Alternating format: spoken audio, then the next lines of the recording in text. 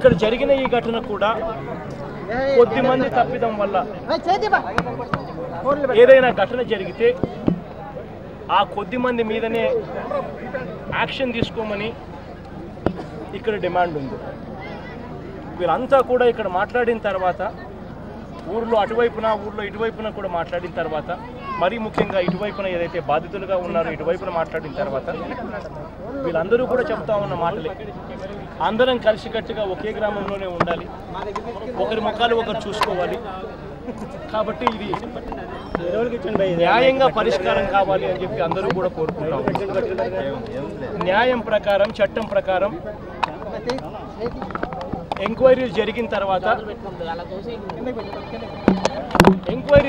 తర్వాత ఎస్ఐని సస్పెండ్ చేయడము, ఎంఆర్ఓని సస్పెండ్ చేయడము, ఈ చర్యలన్నీ జరిగాయి అని అంటే దాని అర్థం కొంతమంది తప్పు చేశారని దాని అర్థం.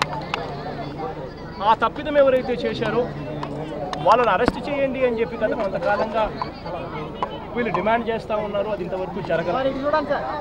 అది ఇవాళ సార్ నేను వస్తున్నానో ఇంకొకటో భయమో నాకు తెలియదు, కానీ మొత్తానికైతే